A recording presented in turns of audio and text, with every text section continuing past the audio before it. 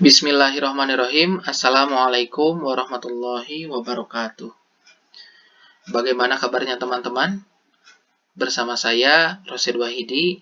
Pada kesempatan kali ini, saya akan coba untuk sedikit menjelaskan mengenai materi-materi yang sesuai dengan tema kita kali ini, yaitu jiwa lebih tenang dengan banyak melakukan sujud. Berbicara tentang sujud, tentu istilah yang satu ini sudah tidak asing lagi di telinga kita. Karena sebagai seorang muslim, yang mana kita memiliki kewajiban untuk senantiasa melakukan sholat 5 waktu, tentu sudah banyak sekali sujud yang telah kita lakukan. Tercatat, jika kita hanya melakukan 5 waktu sholat saja, kita pada dasarnya telah melaksanakan 34 kali sujud dalam sehari. Lantas, di tengah banyaknya sujud yang telah kita lakukan, tahukah kita sebenarnya apa sih yang dimaksud dengan sujud itu sendiri? Apa makna dari sujud itu sendiri? Jika dari teman-teman memaknai sujud ialah posisi ketika dahi, telapak tangan, kaki, dan lutut semua menempel ke tanah atau kepada alas sujud kita, pada dasarnya, definisi tersebut tidaklah salah, karena memang seperti itulah yang dimaksud dengan posisi sujud itu sendiri. Akan tetapi, ketika kita berbicara makna sujud yang lebih mendalam, makna sujud yang lebih luas, itu jauh daripada sekedar posisi saja. Karena pada dasarnya, sujud itu merupakan satu bentuk kepasrahan dan penghambaan diri kepada Allah Subhanahu wa Ta'ala. Jadi, sujud ini hanya dilakukan kepada Allah semata, tidak dilakukan kepada makhluk ciptaan Allah Subhanahu wa Ta'ala. Karena kepada makhluk, sebut saja orang tua, guru, lalu kepada pimpinan kita, yang dilakukan itu bukanlah bentuk penghambaan diri kita,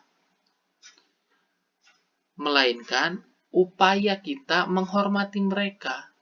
Jadi perlu dipisahkan ya, antara bentuk penghambaan dan juga upaya menghormati. Jika kepada orang tua, kepada guru, kepada pimpinan, yang dilakukan itu menghormati, seperti itu. Dengan cara apa? Dengan cara kita berbicara lembut, lalu kita bersikap baik, lalu kita bisa mendengarkan apa yang tengah diutarakan. Itu pun merupakan sebuah upaya bagi kita untuk menghormati mereka. Seperti itu. Karenanya, perlu dipisahkan ya. Kita sebagai seorang muslim hanya sujud kepada Allah Subhanahu wa Ta'ala semata, tidak kepada makhluknya. Karena kepada makhluknya ini kita hanya melakukan upaya penghormatan, bukan upaya penghambaan diri. Sujud pun sudah sangat lazim untuk dilakukan, karena pada dasarnya di dalam ibadah sholat pun kita kerap melakukan sujud ini. Kecuali hanya pada satu sholat yang tidak dilakukan, yaitu pada sholat jenazah. Karena dalam rukun sholat jenazah ini tidak ada upaya kita untuk sujud. Adapun sujud ini ternyata tidak hanya sujud yang termasuk di dalam rukun sholat saja, melainkan sujud-sujud ini terdapat pula yang di luar rukun sholat. Sebut saja sujud syukur, lalu sujud sahwi, dan juga ada sujud tilawah. Baiklah, pertama kita akan membahas mengenai sujud syukur terlebih dahulu. Yang dimaksud dengan sujud syukur ialah sujud yang dilakukan ketika seseorang memperoleh kenikmatan dari Allah Subhanahu wa Ta'ala atau terhindar dari bahaya. Jadi, pada dasarnya sujud syukur ini dilakukan oleh seorang muslim ketika ia telah memperoleh kenikmatan ataupun terhindar dari bahaya. Jadi bentuk kita untuk mensyukuri nikmat Allah Subhanahu wa taala tersebut ialah dengan cara melakukan sujud syukur. Karenanya, di samping diutarakan dengan lisan, yaitu pengucapan hamdalah, bentuk syukur kita pun dapat kita lakukan dalam bentuk tindakan. Salah satunya ialah sujud syukur ini. Adapun hukum dari melakukan sujud syukur sendiri adalah sunnah, yang mana dasar hukumnya terdapat dari hadis yang diriwayatkan oleh Abu Dawud dan juga Imam At-Tirmizi, yang artinya dari Abu Bakrah, sesungguhnya apabila datang kepada Nabi Shallallahu Alaihi Wasallam sesuatu yang menggembirakan atau kabar suka, maka beliau langsung sujud bersyukur kepada Allah Subhanahu Wa Taala. Hadis riwayat Abu Dawud dan At-Tirmizi. Melalui redaksi hadis ini, dapat kita pelajari beberapa hal. Seperti halnya teladan yang telah diberikan oleh Nabi Muhammad SAW.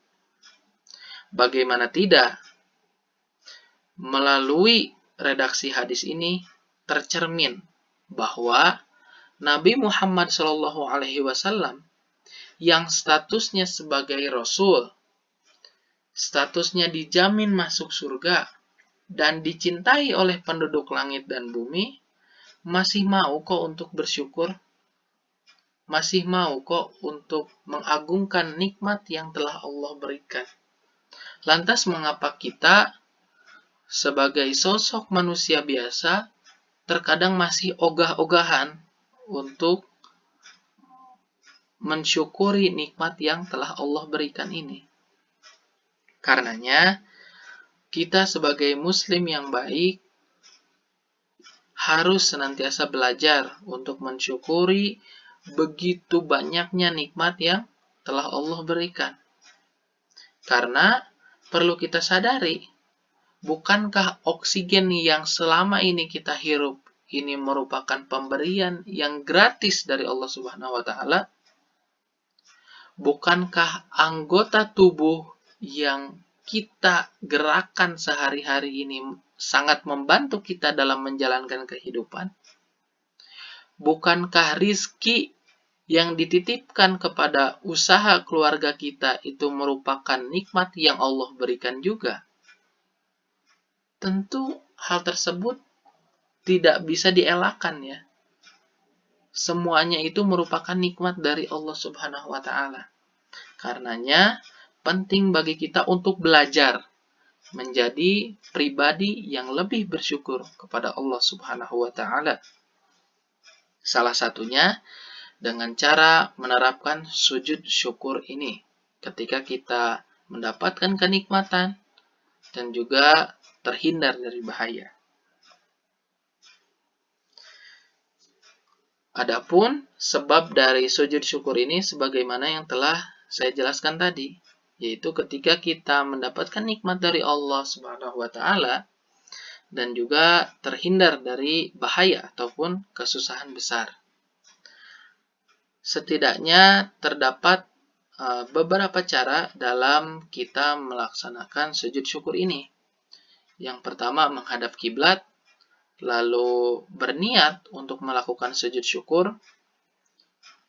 Lalu yang ketiga, kita sujud sebagaimana sujud dalam sholat dengan membaca doa, yaitu Subhanallah, walhamdulillah, wala ilaha illallah, wallahu akbar, wala haula, wala quwata illa billahil aliyil azim.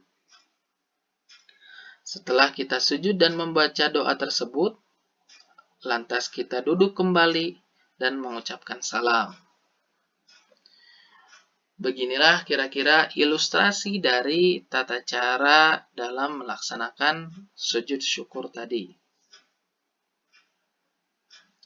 Setelah kita membahas mengenai definisi, lalu sebab-sebab, dan juga tata cara dalam melaksanakan sujud syukur, kita juga perlu mengetahui nih, hikmah dari kita melaksanakan sujud syukur itu. Apa saja hikmah dari kita melaksanakan sujud syukur? Yang pertama, terhindar dari sifat sombong atau angkuh. Yang mana tentu hal ini sangat bermanfaat bagi kita. Karena bagaimanapun, kedua sifat ini merupakan sifat yang sangat dibenci oleh Allah Subhanahu wa taala. Kedua sifat ini pula yang dapat merugikan seseorang. Sebut saja Fir'aun yang tenggelam di dalam laut akibat dari kesombongan yang ia miliki. Lalu banyak contoh-contoh lainnya yang memberikan gambaran kepada kita betapa bahayanya sifat sombong dan angkuh ini. Karenanya, kita sebagai muslim yang baik perlu menyadari bahwa kita tidak boleh sekali-kali bersifat sombong dan juga angkuh. Karena yang bisa melakukan hal yang demikian itu hanyalah Allah Subhanahu wa taala. Toh Allah pula lah yang bisa memiliki segalanya, bisa melakukan segalanya. Kita sebagai makhluk ini tidak boleh untuk sekali-kali melakukan sombong, melakukan sifat yang angkuh pula, apalagi kepada sesama hamba, seperti itu. Selanjutnya, kita akan memperoleh tambahan nikmat dari Allah Subhanahu wa taala dan selamat dari siksanya. Karena bagaimanapun, sebagaimana firman Allah Subhanahu wa taala, "Wa in syakartum la azidannakum." Apabila kita bersyukur atas nikmat yang Allah berikan, maka niscaya kita akan selamat dari siksanya. Maka kita juga akan ditambah kenikmatan-kenikmatan yang Allah berikan, seperti itu. Karenanya, mari kita rajin-rajin untuk mensyukuri nikmat yang Allah berikan. Karena toh akan ditambah nikmat yang kita rasakan kali ini jika kita rajin bersyukur. Akan tetapi, jika kita tidak mensyukuri, perlu kita ketahui pula siksaan Allah itu begitu pedih. Karenanya, kita harus rajin untuk bersyukur atas nikmat Allah, salah satunya dengan melakukan sujud syukur. Setelah kita membahas mengenai sujud syukur, kali ini kita akan membahas mengenai sujud sahwi. Sujud sahwi adalah sujud yang dilakukan karena kita lupa atau bahkan ragu-ragu di dalam melaksanakan sholat. Adapun sujudnya sendiri 2 kali dan dilakukan setelah membaca tahiyat akhir sebelum salam. Hukum melakukan sujud sahwi sendiri adalah sunnah. Adapun dasar hukumnya, sebagaimana yang terdapat dalam hadis riwayat Ahmad dan Muslim, dari Abu Sa'id Al-Khudri, Nabi SAW bersabda, "Apabila salah seorang di antara kamu ragu dalam sholat, apakah ia sudah mengerjakan 3 atau 4 rakaat, maka hendaklah dihilangkan keraguan itu, dan diteruskan sholatnya menurut yang diyakini. Kemudian, hendaklah sujud 2 kali sebelum salam."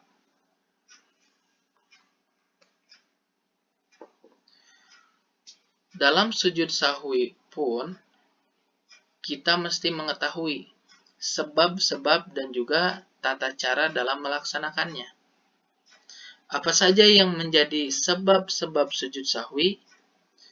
Ada banyak ya contohnya. Kita uraikan beberapa di sini.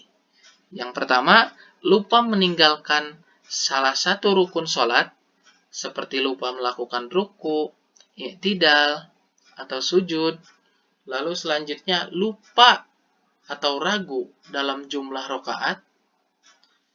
Yang ketiga, lupa membaca doa kunut bagi yang membiasakan membaca kunut ketika sholat.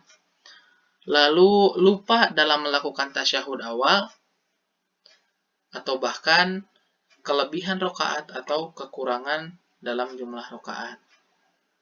Itulah sebab-sebab kita melakukan sujud sahwi. Adapun tata cara dalam melakukan sujud sahwi, pertama, setelah selesai membaca tahiyat akhir, langsung sujud lagi dengan kita membaca Subhana man la yanamu wa la yashu. Lalu bangun dari sujud disertai dengan mengucapkan takbir, kemudian duduk sebentar, lalu takbir dan dilanjutkan sujud lagi dengan doa yang sama dengan sujud pertama, yaitu Subhana man la yanamu wa la yashu. Lalu yang terakhir, duduk kembali dan diakhiri dengan salam. Beginilah kira-kira ilustrasi dari tata cara kita melaksanakan sujud sahwi. Adapun hikmah dari sujud sahwi sendiri, ini kita diberikan pelajaran bahwa manusia ini tidak boleh berperilaku sombong dan angkuh. Karena manusia adalah tempatnya salah dan lupa. Yang tidak pernah salah dan lupa itu hanyalah Allah semata. Karenanya, kita sebagai seorang hamba penting untuk memohon ampun, penting untuk meminta maaf ketika kita berperilaku salah dan juga lupa. Karena yang perlu disadari, status kita itu hanya hamba gitu. Kalau kita lanjutkan kepada lagu Wali ya, status kita itu hanya hamba gitu. Karenanya penting bagi kita untuk memohon ampunan dan juga meminta maaf ketika berperilaku salah dan memaafkan ketika ada orang yang berperilaku salah. Meskipun memang hanya mudah untuk diucapkan, namun sulit untuk kita lakukan, hal tersebut harus tertanam dalam diri kita. Kita mesti mempelajari hal tersebut. Memang berat, memang sulit untuk dilaksanakan. Akan tetapi, kita sebagai seorang muslim harus senantiasa belajar untuk melaksanakan fitrah tersebut dengan cara meminta maaf dan juga memaafkan. Itu adalah hikmah dari sujud sahwi ini. Yang terakhir yang akan kita bahas ialah sujud tilawah. Sujud tilawah ini ialah sujud yang dilakukan karena membaca ayat-ayat sajadah yang mana ayat-ayat ini terdapat di dalam Al-Quran. Baik itu ketika kita sedang sholat maupun ketika kita kondisinya sedang tidak sholat seperti itu ya. Baik pada saat kita sedang membaca ataupun menghafal sendiri atau bahkan pada saat mendengarkannya. Hukum dari melakukan sujud tilawah sendiri adalah sunnah. Yang mana dasar hukum melaksanakan sujud tilawah ini terdapat pada hadis riwayat At-Tirmizi yang bunyinya yaitu dari Ibnu Umar, sesungguhnya Nabi Muhammad SAW pernah membaca Al-Quran di depan kami. Ketika bacaannya sampai pada ayat sajdah, beliau takbir lalu sujud, maka kami sujud bersama-sama beliau. Adapun sujud tilawah ini sebab dilakukannya sebagaimana yang telah saya jelaskan ketika menemui ayat-ayat sajdah yang terdapat di dalam Al-Quran. Karena pada dasarnya di dalam Al-Quran sendiri terdapat 15 ayat-ayat sajdah sebagaimana yang saya paparkan kali ini. Bisa teman-teman amati, terdapat 15 ayat di sini yang dikategorikan sebagai ayat-ayat sajdah di dalam Al-Quran.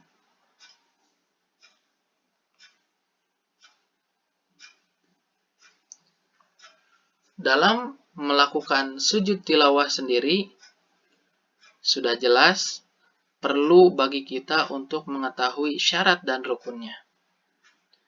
Di dalam syarat sujud tilawah, setidaknya terdapat 3 hal.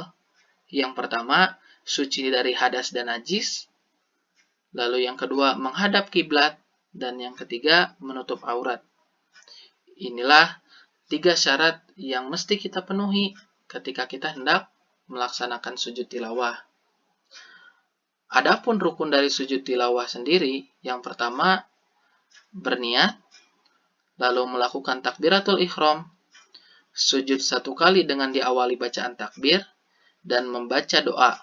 Adapun doa dari sujud tilawah ini yaitu sajada wajhiya lilladzi khalaqahu wa syaqqa sam'ahu wa basarahu bihaulihi wa quwwatihi. Setelah kita sujud dan membaca doa tersebut, kita duduk dengan tumak ninah tanpa membaca tasyahud, dan yang terakhir diiringi dengan salam. Beginilah kira-kira ilustrasi dari tata cara pelaksanaan sujud tilawah.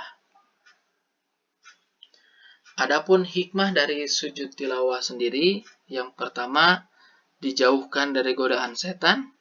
Lalu kedua, lebih menghayati bacaan dan makna Al-Quran yang sedang dibaca.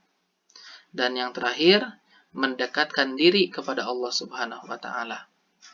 Itulah setidaknya hikmah yang bisa dipetik dari peristiwa sujud tilawah. Demikian yang bisa saya sampaikan. Mohon maaf atas segala kekurangan. Semoga dengan kita mempelajari materi tentang sujud ini bisa menambah wawasan serta meningkatkan keimanan kita terhadap rasa syukur dan juga hikmah lainnya di dalam peristiwa yang diperintahkan oleh Allah Subhanahu wa Ta'ala. Itulah yang bisa saya sampaikan. Terima kasih. Wassalamualaikum warahmatullahi wabarakatuh.